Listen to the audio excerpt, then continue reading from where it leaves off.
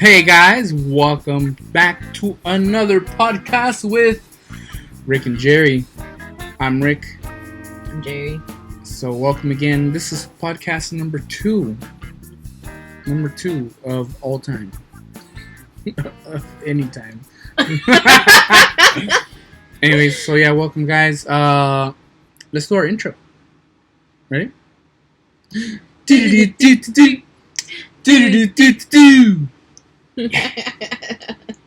again, guys, welcome again. We already got our wine glasses served up, so we can get the mental juices flowing, or the creative juices. Ooh, that cheap red wine. All right. So, what are the topics for today? Well, I was scrolling through ABC7 yesterday, and on my phone, and on your phone, on my phone, because I don't watch TV. But that's another topic within itself. And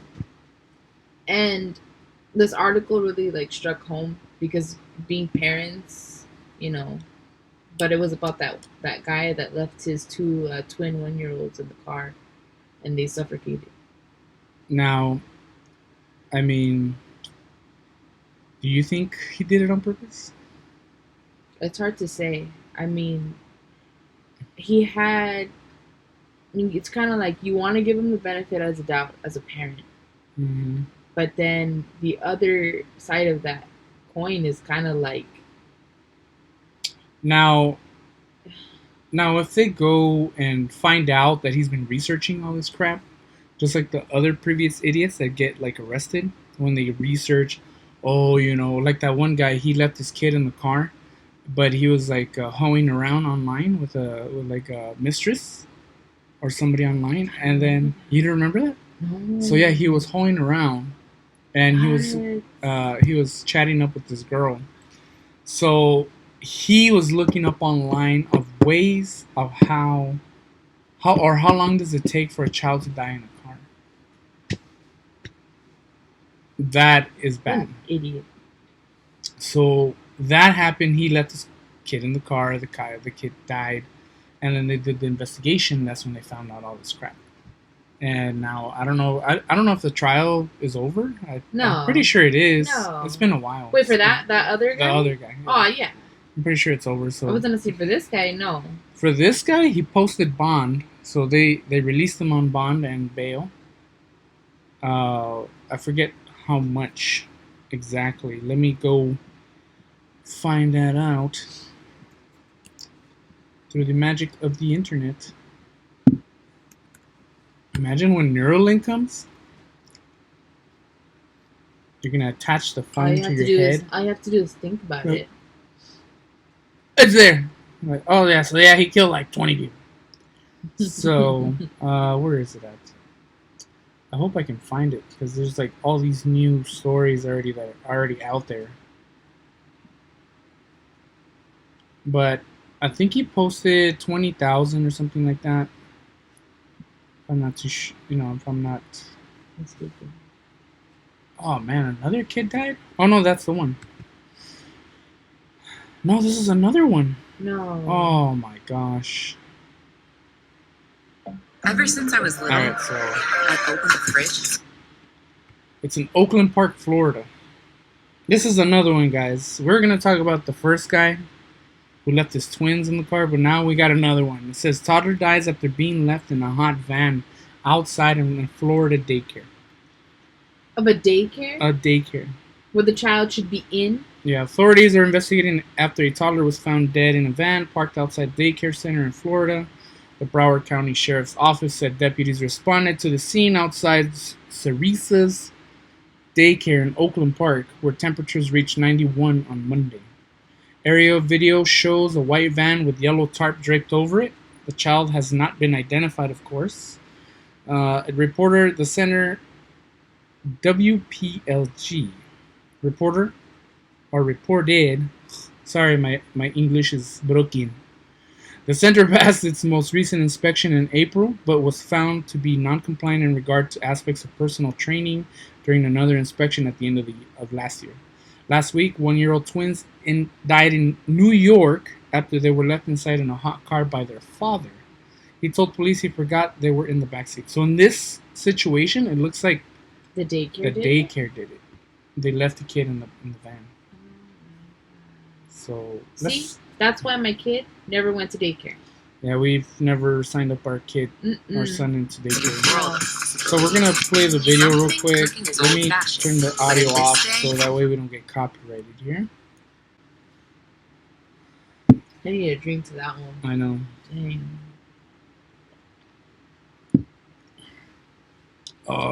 What's that girl's name? I forget. Ayesha Curry. It's a commercial from Ayesha Curry. Alright, so here we go, the report. It's not even a report, it's just video.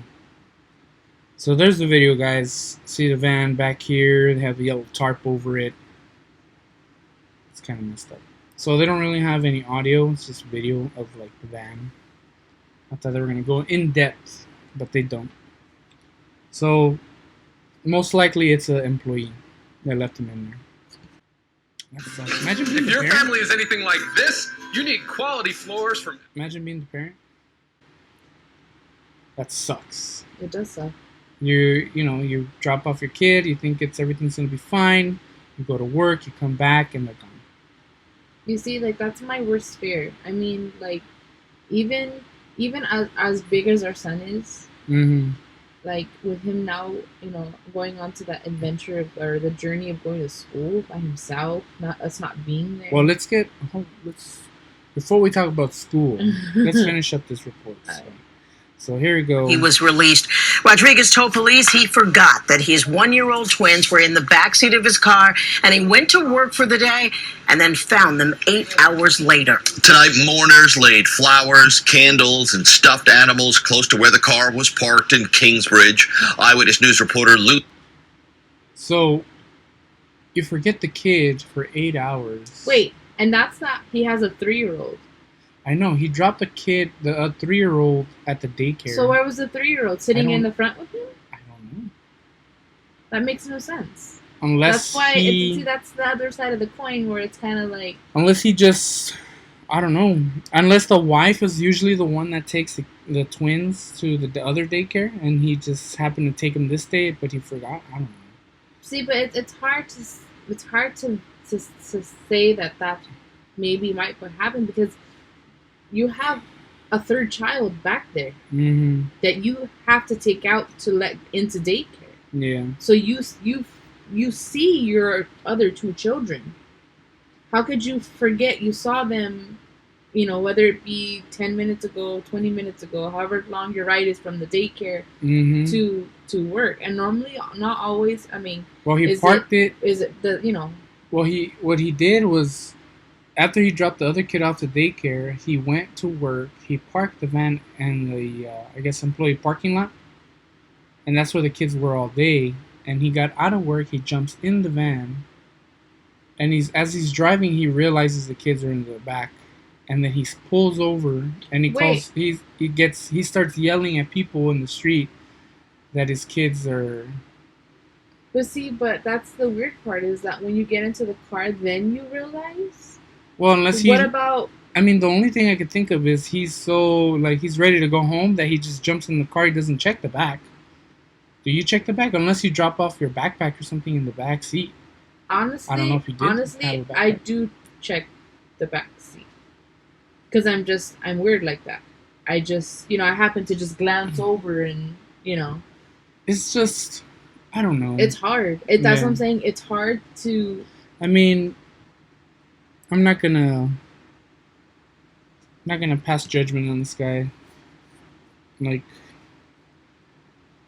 if he did it wrong, then let him be judged by the Almighty himself, I guess. But for right now, it's an accident. I'm not judging either, but I'm just saying. I guess maybe it's because, like, And then he works with a VA, so Veterans Affairs. So, he actually takes care of people already. at the medical center. So, I mean, why wouldn't he take care of his kids? Exactly. So, And then not only that too, but like during the day, I mean, you're gone to work for 8 hours. Do you think about our son when you're at work? actually, I think about him all the time. You see? And so do I. It's weird. I think about him like every like maybe 15 minutes actually. You see? And I'm like, I wonder what he's doing. Usually I end up like calling you guys like, hey, what's up? What's going on? I know. Like, what are you guys up to? I do the same thing whenever I have a chance. Yeah. So you mean to tell me that in those 8 hours, he didn't get a break? He didn't get a lunch? So it says his bail was set at $50,000 cash and $100,000 bond. So, I mean, he ain't gonna go nowhere. He can't go nowhere. He lives in the Bronx. So, says the attorney said, my client is heartbroken.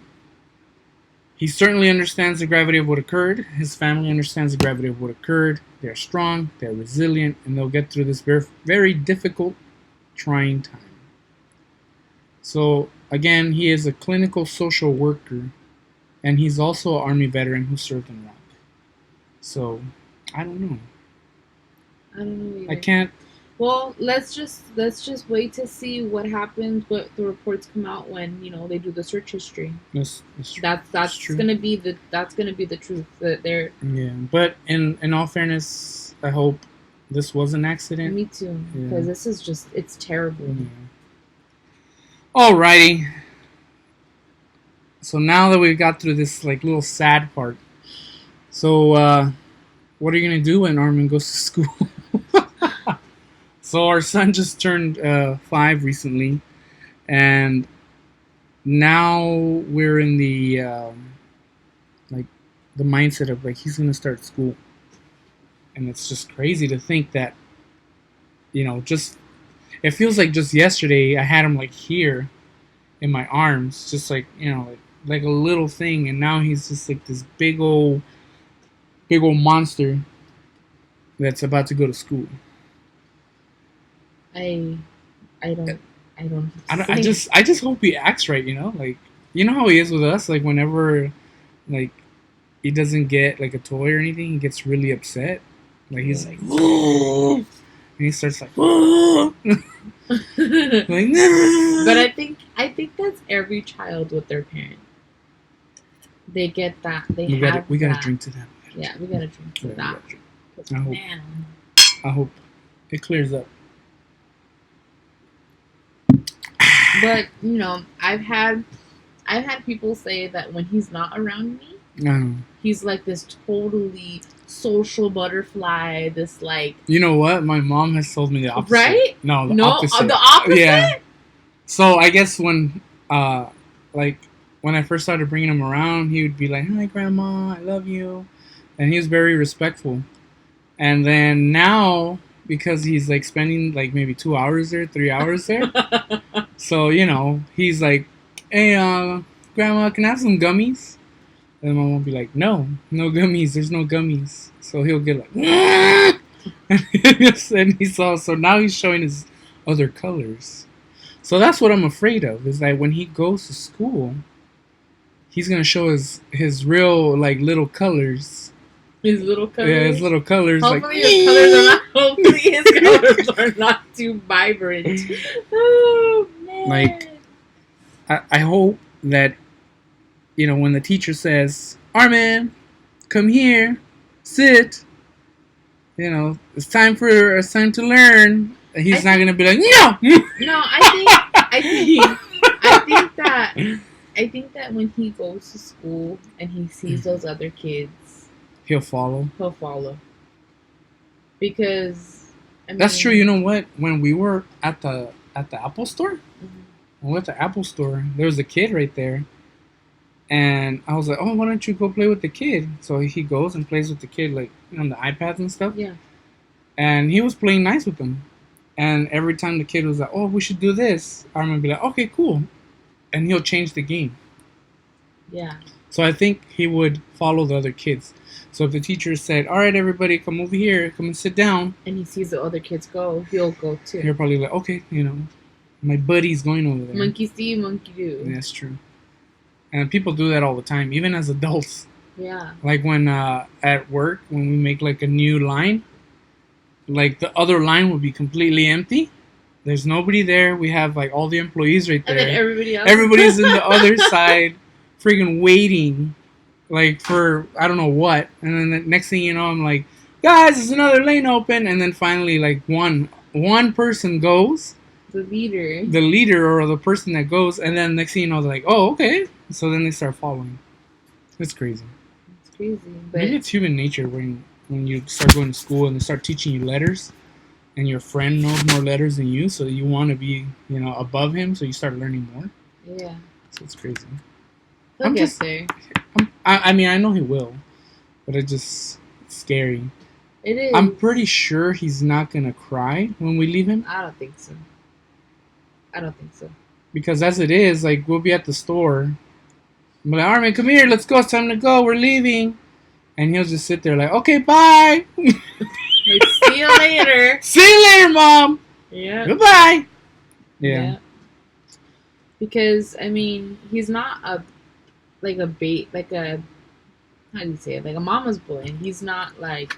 Yeah, he's not a mama's boy. Definitely not. He's really independent. Except when it comes with, like, dogs. When the dogs come around. Oh, man, forget it. He's terrified. Terrified of dogs. I was like, dude. I don't even know where that came from because he used to love dogs. You know what? I think it came from one time when Asoro, which is our family dog, got too excited. And he jumped. And he, like, kind of, like, pushed Armin a little bit. And he fell forward. Mm-hmm. I think that's when he was like, oh. Mm-hmm. That was a long time ago. It was a long time ago, and it didn't even happen that often because I'm very hey, I'm very. What are you doing? Yeah, protective over him, So yeah, hopefully he does good in school. I'm sure he will. And then next topic. Okay, so. If you guys haven't seen the show, I've kind of been hooked on it ever since it first started. It's 90 Day Fiancé. Rick makes fun of me for watching it, even though yes really you do. Yes you do. Well, maybe I do because you kind of 90 Day Fiancé, woo! Because it's a good show. It's a good show. I like the show. The one that really interests me, out of all the ones that are there, are Colt and Larissa. Even though I don't really watch the show, but I'll sit down and watch them, bicker. Yeah. And especially because she's been in jail 3 times, thanks to him and his mom. He called the cops on her twice, and then the final straw was that his mom called the cops on her, and had her arrested. From what it looks like, though, I think he dropped the charges on her again. I think so too. No, he did. Because they're still doing the show and she's there. You know what I mean? So I think I don't think he dropped the charges. I think that he just didn't testify. I mean... Because she was supposed to get deported. Yeah. But I mean, as a guy, you don't want him to testify. Well, okay, so let me kind of explain what... Let me kind of explain what 90 Day Fiancé is, the show, if you don't know about it. I'm pretty sure people know about it. Okay, explain. Well, what it is that these couples meet in different countries. So one will be more than the majority of them are from here, and they meet people from Brazil, Dominican Republic, just from all over. And UK. what they do is they kind of the other person comes into the U.S. from those countries on a K-1 fiancé visa.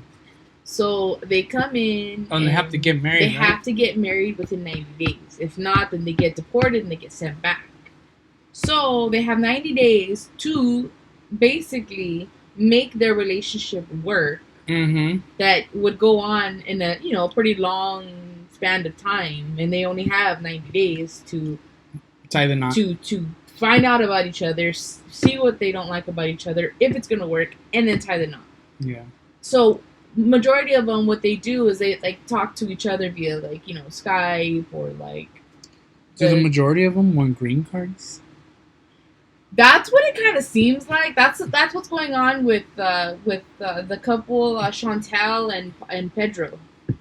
And Pedro. Because, I don't know what's going on with them, but see, I do remember you're telling me that that they went to the family dinner and then that the brother attacked Pedro. That's what it said, but I don't know. But somebody's weave got pulled out that day. Yeah, if you don't know who is Chantel, it's this girl right here, and yeah, her and her man, I don't think were a good couple anyway. I don't think so either. And then the guy was kind of like I don't know how to describe it. He's like very like, oh no, like. Well, see, but that's the thing. It's almost like if it was opposite. Like the guy was the girl and the girl is the guy. Well, see, because that's what's going on right now. Is that like she got told from a family friend of his in the Dominican Republic that their marriage was a setup by his mother and his sister.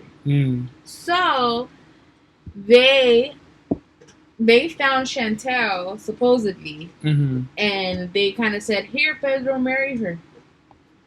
Really? To get the green card. So that way he can get money down here and send it to them in the Dominican Republic. So, but I mean, how did Chantel fall in love with this guy? Or is she even in love? Went to Dominican, yeah. Supposedly, so she says. I think so because she's been through a lot with the mom and the sister. Do you know what I mean? Yeah. Like she's went through a lot of arguments to just not love him and be like, okay, I'm done. Like, But what was I going to say? You made me lose my hair. I'm sorry. It's okay. But all I remember is that Chantel's family kicked Pedro's butt. And then when they went back to the Dominican Republic, when she was trying to, get respect from their family, they were disrespecting her because she allowed Pedro get his butt whipped. Well, that was before. No, before. And they were trying to. Before that fight happened, where somebody got round kicked at the table, at the dinner table. The mother was talking to Pedro. Pedro's mom was talking to her, and she was telling, basically, that she didn't want to meet Chantel's family because they were stupid Americans. So the disrespect already started then. So it was kind of like when, like they already had that that bad blood between them. So then when that's what started is that Pedro's sister came down and, was like this entitled, like, little miss, you know what I mean? Like, and Chantel was just like, whoa, like, you can't sleep on a air mattress. Like, we bought an air mattress just for you, kind of like that. And she was just like, no, so. I need my own room. Yeah. Basically. But yeah, this is the one that really interests me. This guy, I don't know why he wants her back after all the toxicity. Have you ever gotten so upset that you took your ring off? Yeah. Put it on this finger, though. Not throw it away. Who's that? Because you're saying that we're going to divorce and she's going to file for this. But I'm not going to throw my ring away. I love it. Jay? Russ and Powell? Absolutely not. Yeah, I've done it a couple of times. Threw at him. That was a ring at Russ? Yeah, that was our honeymoon. Our honeymoon? Wow. Already? Yeah. Oh, man. That guy Jay that was talking about the ring on the other finger, he's another one. Another weird one? Another weird one. He comes from Jamaica. Jamaica me crazy, man. And his poor wife, Ashley. I feel so bad for her. And she's in the U.S.? She's in the U.S. And I don't see her on the video here. No, not yet. But I feel so bad for her because he's cheated on her a couple times. And, like, he's one of those where it's like, oh, I got a Tinder app. I'm talking to girls, but hey, I just want friends. Do you know what I mean? Nobody gets that. Exactly. If you're on Tinder, you're looking for some poontang. Exactly. And that's exactly what she said. So, after that, she kind of was already kind of like, upset with him about it. And he denied it. And he said supposedly he just wanted friends to talk to. And she goes, well, why do you have to go on that app? Yeah. And it turns out that he had sexual relations with some girl in a barbershop. Ooh. Or either a barbershop or a tattoo shop. One of the She's covered in hair. Gross. All right, let's continue with this little video. After the first trip, I was like really upset, and I took it off once. Oh my god, that girl!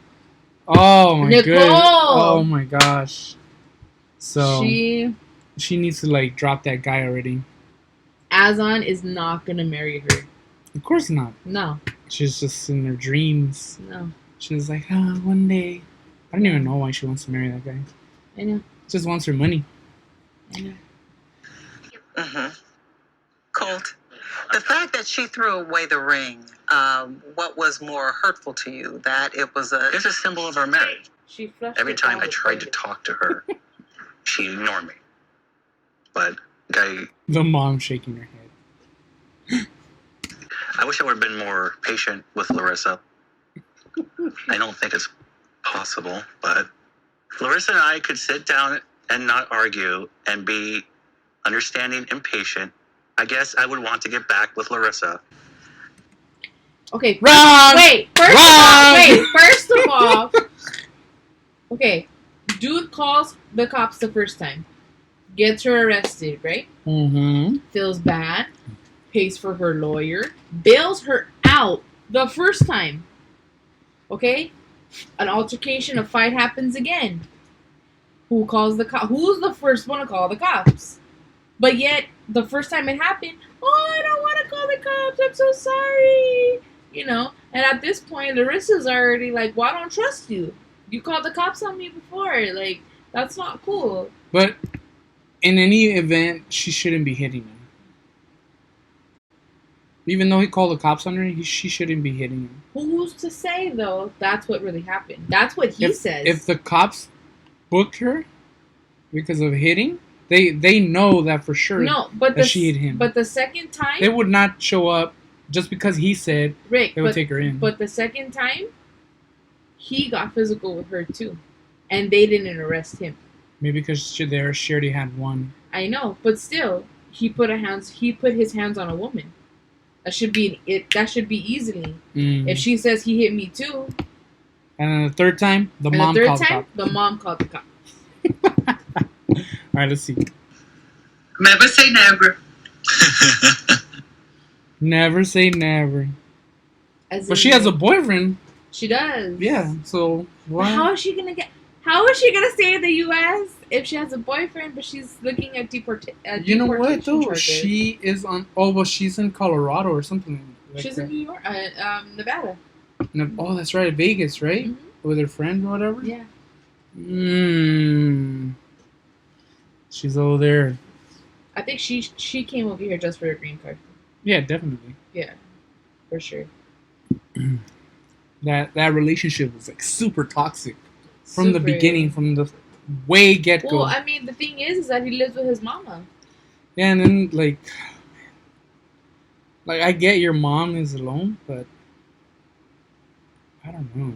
Like she should have, like, if she's gonna live with you guys, she needs to have that respect. She needs to have her own little home in the back.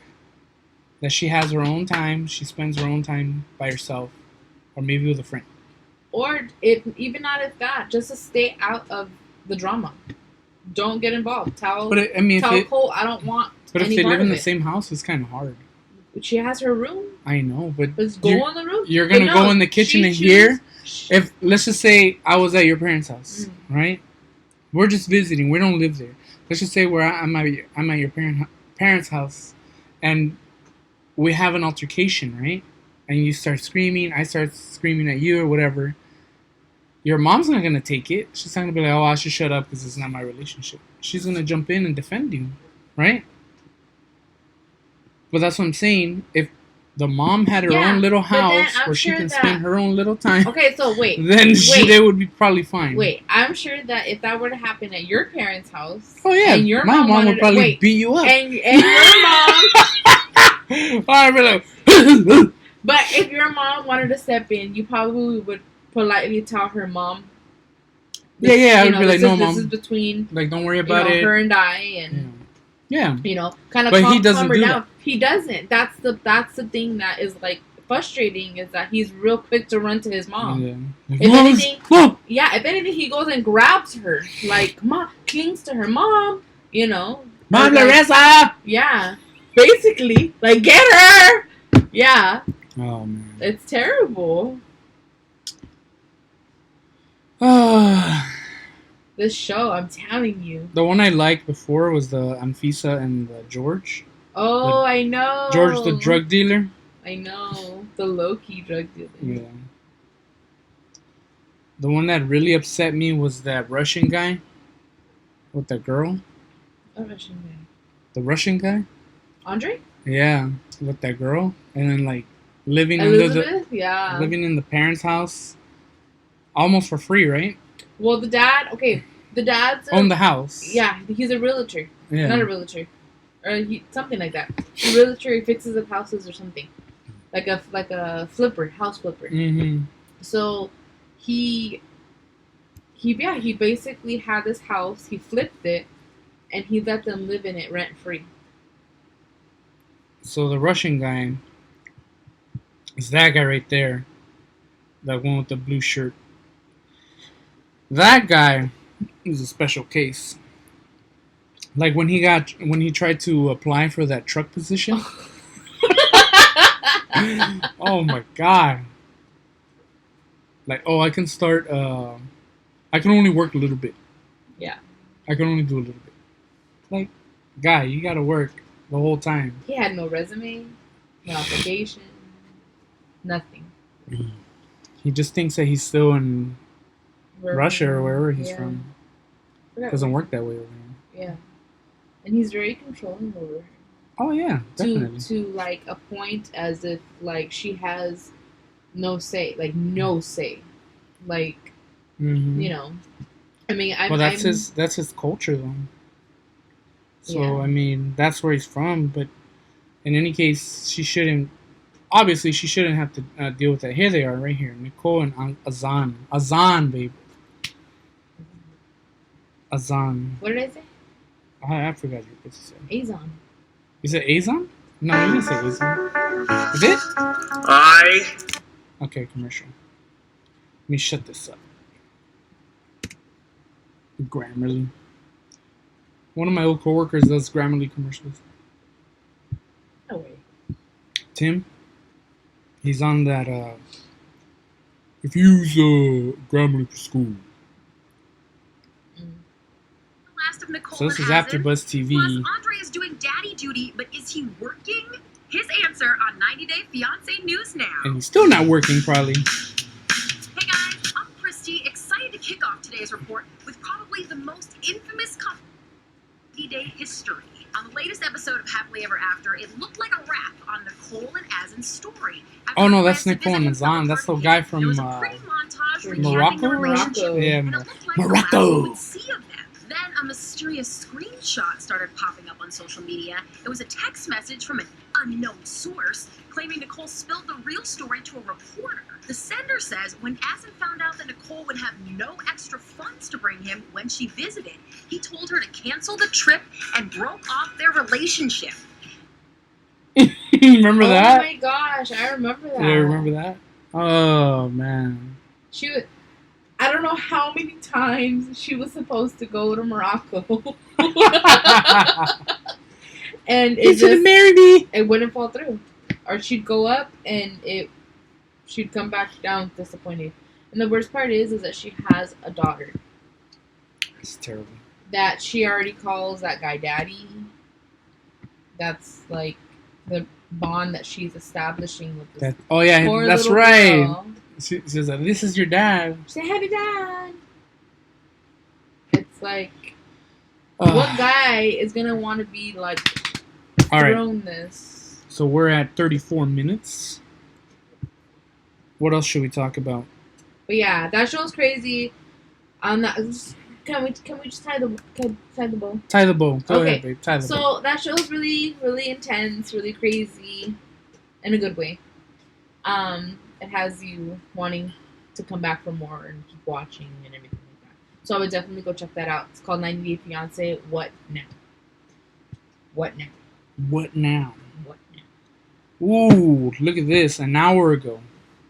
Jury finds Katy Perry hit Dark Horse copied gospel rap song. Gospel rap song? Mm-hmm.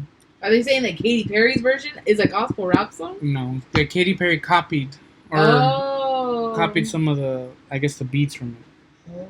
So a jury Monday found that Katy Perry's 2013 hit Dark Horse improperly copied 2009 Christian rap songs, setting up arguments over how much the singer and the other defendants will owe.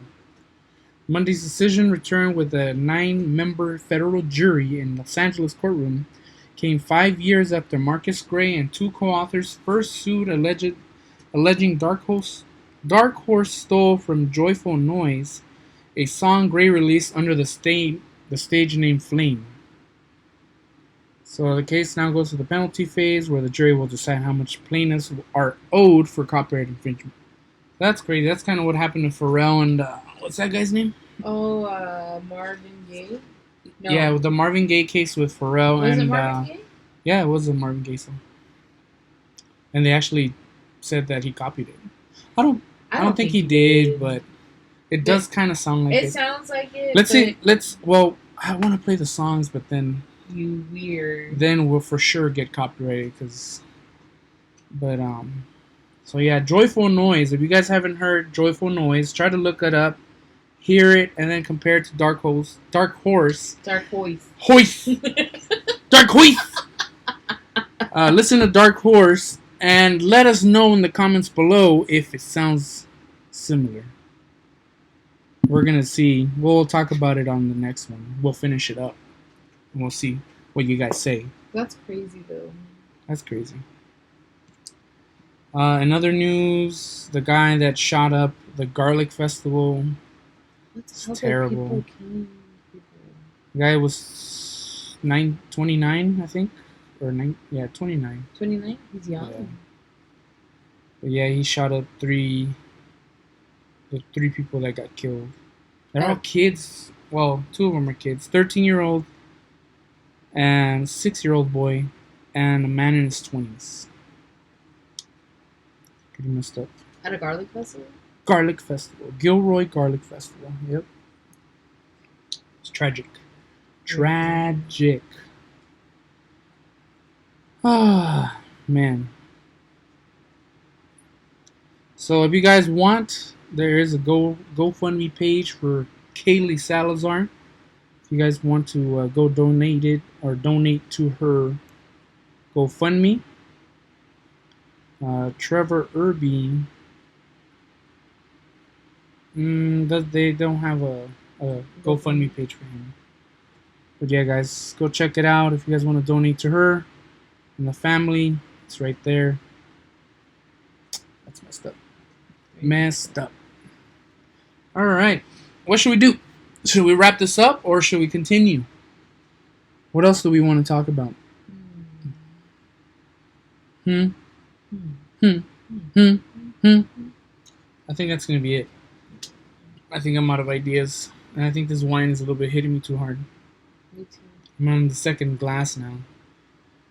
Damn cheap wine.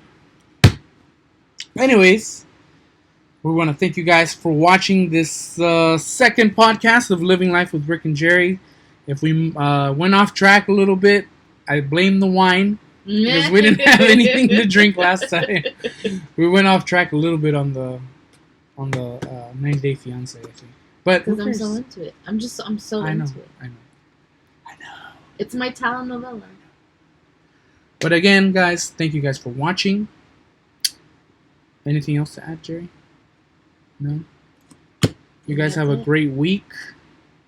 A great start of your week. And we'll catch you guys on the next one. Peace!